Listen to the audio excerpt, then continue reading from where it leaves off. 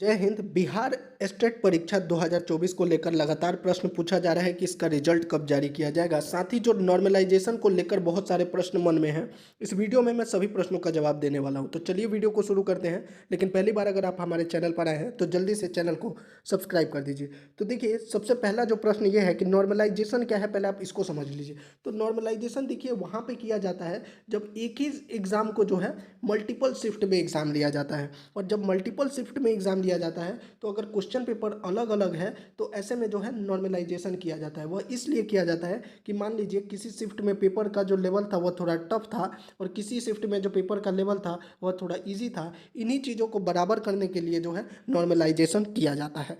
अब प्रश्न यह है कि जो आपका ये स्टेट का जो एग्ज़ाम हुआ है इसमें कितने नंबर का फ़र्क पड़ेगा नॉर्मलाइजेशन में। तो देखिए, स्टेट का जो एग्ज़ाम हुआ है इसमें हमारी जानकारी के हिसाब से 3 शिफ्ट में एग्ज़ाम लिया गया है। अब अगर कोई एग्ज़ाम 5 शिफ्ट में होता है, 10 शिफ्ट में होता है, तो ऐसे में नॉर्मलाइजेशन का बहुत ज़्यादा प्रभाव होता है। जैसे कि बिहार पुलिस का एग्ज़ाम हो रहा है या फिर और भी जो एग्ज़ाम है जिसमें अलग अलग शिफ्टों में एग्ज़ाम होता है, बहुत अधिक शिफ्ट होता है, वहाँ पे नॉर्मलाइजेशन में बहुत ज़्यादा परिवर्तन होता है। लेकिन जो स्टेट का एग्ज़ाम हुआ है इसमें जो है 3 शिफ्ट में एग्ज़ाम हुआ है, तो ऐसे में जो है नॉर्मलाइजेशन में ज़्यादा परिवर्तन नहीं होने वाला है। तो ऐसे अभ्यर्थी जो परेशान है कि नॉर्मलाइजेशन में हमारा नंबर कम हो जाएगा, बढ़ेगा, क्या होगा, तो देखिए जो स्टेट का है सिर्फ 3 शिफ्ट में एग्ज़ाम हुआ है, तो इसका मतलब है ज़्यादा से ज़्यादा अगर इसमें कोई फ़र्क पड़ने वाला है तो 1 से आधा नंबर का फ़र्क पड़ेगा, इससे ज़्यादा नहीं होगा। अब यहाँ पे प्रश्न आपके मन में ये होगा कि इससे किसको फ़ायदा और किसको नुकसान होने वाला है। तो देखिए, इससे ना किसी को फ़ायदा होगा ना किसी को नुकसान होगा। हाँ, लेकिन पासिंग मार्क्स के आसपास जो भटक रहे हैं उनके लिए यह बहुत ज़रूरी है। कैसे?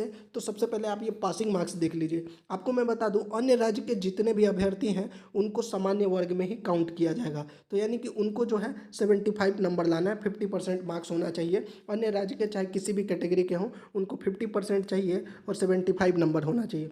पिछड़ा वर्ग के लिए जो है 68.25, अति पिछड़ा वर्ग के लिए 63.75, SC ST वर्ग के लिए 60 मार्क्स, महिला के लिए भी 60 मार्क्स और विकलांग के लिए भी 60 मार्क्स है। अब देखिए, इसमें फ़ायदा, नॉर्मलाइजेशन का फ़ायदा और नुकसान किसका होता है।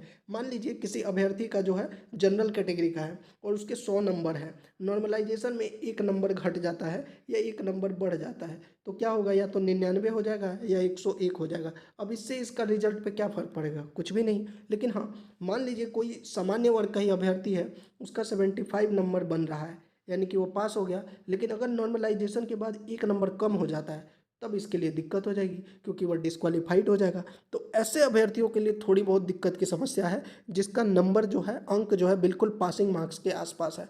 लेकिन फिर भी मैं आपको यही कहना चाहूँगा कि अगर नॉर्मलाइजेशन हो रहा है, जो इसमें होगा ही, 3 शिफ्ट में हुआ है तो नॉर्मलाइजेशन होगा, लेकिन इसमें ज़्यादा परिवर्तन नहीं होगा। जो बहुत ज़्यादा परेशान हो रहे हैं अभ्यर्थी नॉर्मलाइजेशन, 0.5 या 1 नंबर का ही फर्क पड़ने वाला है, इससे ज़्यादा नॉर्मलाइजेशन का फर्क नहीं पड़ेगा। तो जो नॉर्मलाइजेशन को लेकर आपके प्रश्न थे और जो डाउट थे, उम्मीद करता हूँ ठीक हो गया होगा।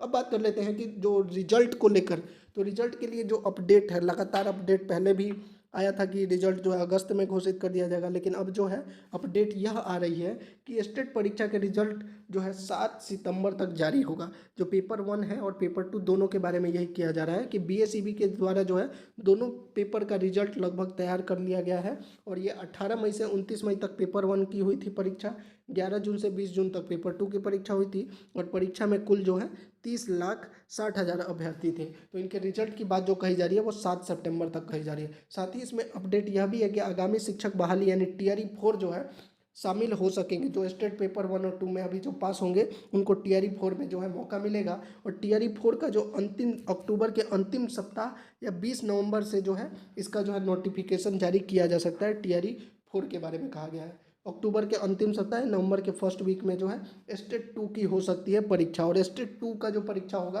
वह कब होगा, अक्टूबर के अंतिम सप्ताह या फिर नवंबर में। शिक्षा विभाग से निर्देश मिलते ही BSEB जारी करेगा, इसके लिए नोटिफिकेशन भी जारी किया जाएगा। तो ये थी पूरी अपडेट नॉर्मलाइजेशन और रिजल्ट के बारे में। उम्मीद करता हूँ कि आपको अच्छी लगी होगी। चैनल को जरूर सब्सक्राइब कर दीजिए, वीडियो को लाइक और शेयर कर दीजिए। जय हिंद।